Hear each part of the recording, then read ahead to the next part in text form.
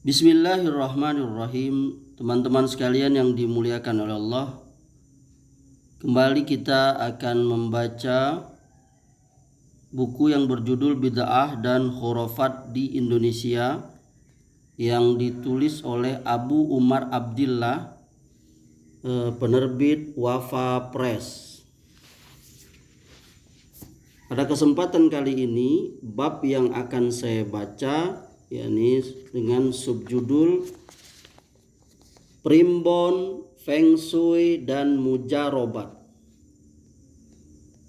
Orang Jawa mengenal primbon, orang Cina mengenal Feng Shui, dan orang Arab mengenal mujarobat. Ketika kitab tak suci tersebut hingga kini masih diyakini keampuhannya oleh para pengikutnya. Orang Jawa misalnya sebagian tidak berani menentukan hari H suatu hajat atau memulai sebuah usaha sebelum melongok primbon. Mereka meyakini bahwa hari-hari tertentu membawa keberuntungan, hari-hari lain membawa petaka. Perjodohan yang ideal bagi sebagian orang Jawa harus berkelipatan 9. Artinya hari kelahiran suami ditambah hari kelahiran istri yang baik berkelipatan 9. Misalnya, jika suami kelahiran Rabu Wage yang memiliki nilai 11, Rabu 7, Wage 4, maka jodoh yang dianggap ideal istrinya harus memiliki nilai kelahiran 7 atau Selasa Wage, Selasa 3, Wage 4. Jadi kelahiran suami 11 ditambah hari kelahiran istri 7 sama dengan 18 dalam kurung kelipatan 9. Atau bisa juga si istri itu memiliki hari pasaran bernilai 16 yang jatuh pada Rabu Fahing supaya berjumlah 27. Konsep numerologi ini ternyata masih banyak ditaati oleh sebagian masyarakat Jawa yang kejawen, baik untuk menentukan hari pernikahan, perjodohan, pertanian, ataupun perniagaan. Konon untuk menghindarkan diri dari kebangkrutan, perusahaan rokok Ji Samsu dalam kurung 234 yang jumlah totalnya 9 ini memakai pula rumus di atas. Tak sedikit pula kejadian pernikahan urung diselenggarakan lantaran tidak sesuai dengan hari keberuntungan yang menurut versi primbon. Akad nikah diundur karena bertepatan dengan geblak dalam kurung hari meninggalnya orang tua atau kakeknya. Mereka juga menganggap sakral bulan Muharram hingga pantang untuk melakukan pernikahan pada bulan tersebut. Ketika telah terlanjur menyalahi hitungan primbon tersebut, mereka memiliki penangkal agar hal itu tidak membawa pengaruh buruk, yakni dengan ritual ruwatan, baik dengan cara menyembelih hewan ataupun acara syirik lainnya. Mencela hari-hari tertentu mereka meyakini sebagai hari kebinasaan, membawa bencana, tidak baik untuk menyelenggarakan hajat dan sebagainya. Sedangkan hari lain dianggap membawa berkah, jauh dari musibah. Sebagaimana hal ini diyakini sebagian orang Cina yang memberi nama tahun tertentu sekaligus menyebutkan ciri khas yang berhubungan dengan malapetaka dan keberuntungan. Mencela masa, menganggap ia sebagai biang bencana adalah perilaku jahiliyah yang kafir, seperti yang difirmankan Allah tentang mereka. Wa qalu ma hiya illa hayatunad dunya namutu wa nahya wa ma yuhlikuna illa dahr. Dan mereka berkata, kehidupan ini tidak lain hanyalah kehidupan dunia saja. Kita hidup dan kita mati, dan tidak ada yang membinasakan kita selain masa. Surah Al-Jasiyah ayat 24.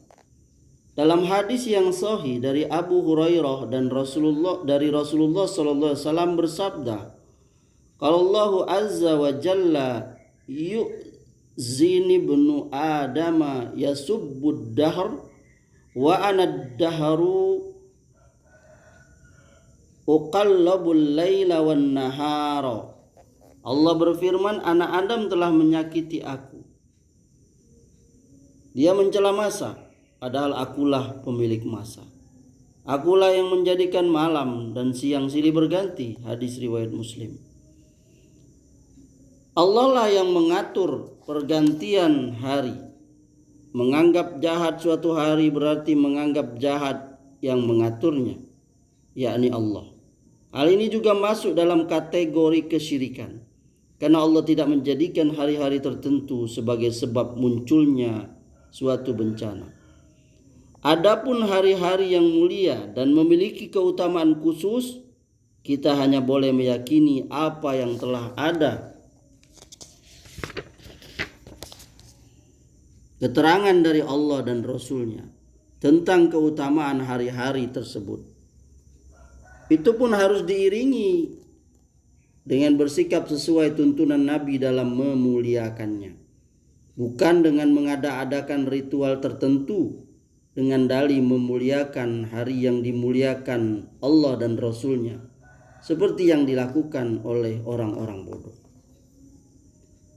Feng Shui dan bangunan rumah tak berbeda jauh dengan para penganut kejawen.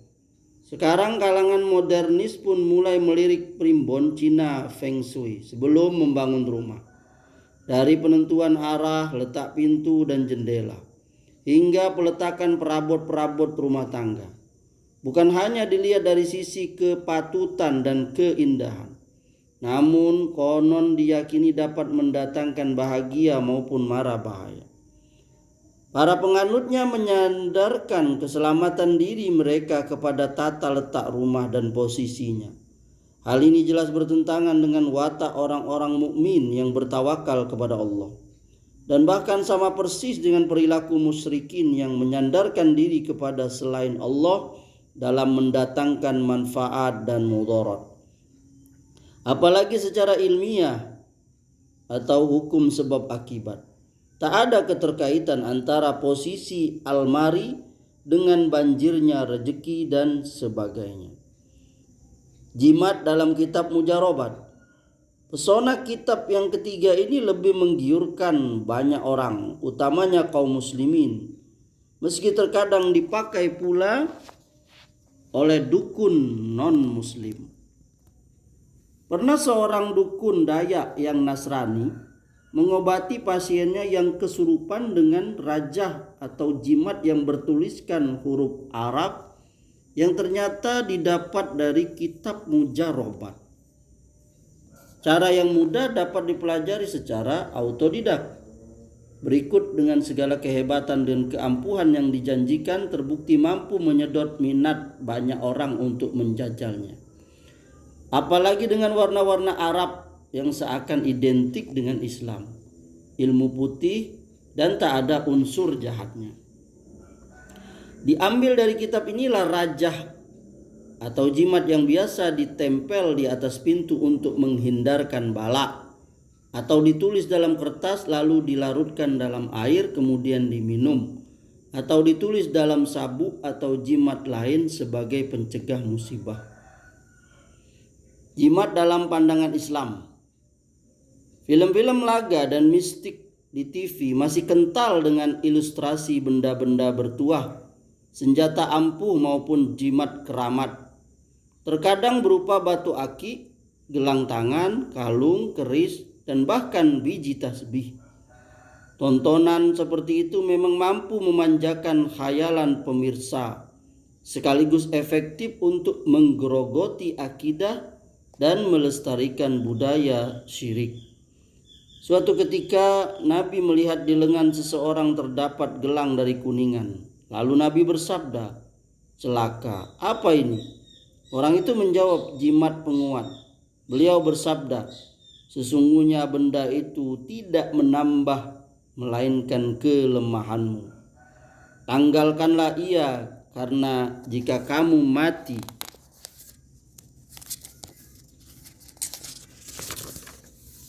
sedangkan barang itu masih ada pada dirimu, niscaya engkau tidak akan beruntung selamanya. Hadis riwayat Ahmad. Nabi juga bersabda, man ta'allaqa tamimatan faqad asroka. Barang siapa yang mengalungkan jimat, berarti dia telah melakukan kesyirikan. Hadis riwayat Al-Hakim. Sahabat Huzaifah juga pernah menengok orang sakit. Beliau melihat ada gelang melingkar di lengan si sakit. Lalu beliau memotongnya atau menanggalkannya sembari membaca firman Allah, wa ma yu'minu aksaruhum billahi illa wa hum musyrikun. Dan sebagian besar mereka tidak beriman kepada Allah, melainkan dalam keadaan mempersekutukan Allah dengan sesembahan-sesembahan lain. Quran surah Yusuf ayat 106. Jimat dari bacaan Al-Quran. Jimat dan jampi-jampi yang diajarkan dalam kitab Mujarobat, kendati bertuliskan Arab, tidak semua berasal dari Al-Quran, dan tidak semuanya berupa kata-kata yang memiliki makna. Jenis jimat seperti ini para ulama sepakat akan keharamannya. Adapun jika jimat tersebut berupa ayat-ayat Al-Quran yang ditulis dalam kertas atau benda lain, lalu ditempel pada suatu tempat, ada dua pendapat di kalangan ulama. Pendapat pertama mengatakan boleh. Di antara yang berpendapat demikian menyandarkan pada pendapat Abdullah bin Amr bin As. Namun menurut Imam Suyuti, kebolehan tersebut ada manakala memenuhi persyaratan, yakni hendaknya benar-benar dari Al-Quran, dari bahasa Arab yang bisa dipahami maknanya, dan hendaknya tidak meyakini bahwa benda-benda tersebut berpengaruh karena zatnya, namun haruslah diyakini bahwa segalanya terjadi karena takdir Allah, dan juga tak boleh ada unsur kesyirikan di dalamnya.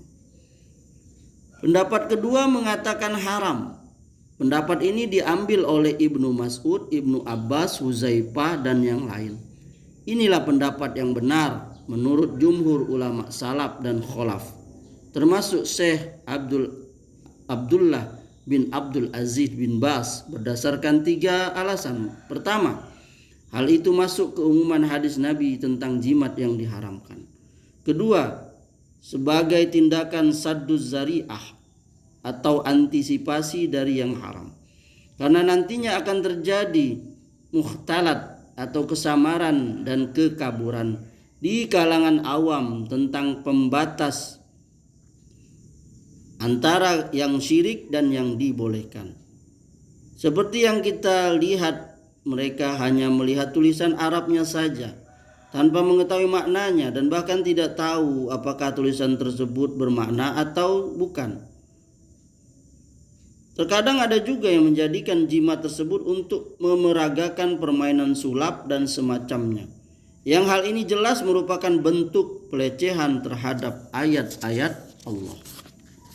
Ketiga, menyandarkan kebolehan pada sahabat Abdullah bin Amr adalah lemah, karena beliau mengalungkan tulisan ayat-ayat Al-Quran pada papan di leher anaknya yang masih kecil, hanya sekedar memudahkan anak untuk menghafal Al-Quran, dan bukan bermaksud menjadikannya sebagai jimat. Hal ini berbeda dengan pengobatan kesurupan atau yang lain dengan cara membaca ayat-ayat Allah, yang demikian ini masyru' atau disyariatkan, sebagaimana ditunjukkan dalam hadis dan asar yang sangat banyak. Bertawakal kepada siapa? Walhasil, keyakinan seseorang kepada khasiat benda tertentu atau amalia tertentu yang secara ilmiah tak terkait, atau Allah tidak menjadikan hal itu sebagai sebab, termasuk dalam kategori kesyirikan. Dan hal itu merupakan bentuk menyandarkan nasib dan bertawakal kepada selain Allah. Bisa berwujud tawakal kepada hari-hari tertentu, rumus feng shui atau jimat yang dikalungkan. Sedangkan Nabi bersabda, man ta'allaqa syai'an wukila ilaih. Barang siapa yang menggantungkan sesuatu, maka urusannya akan diserahkan kepada sesuatu tersebut. Hadis riwayat An-Nasa'i.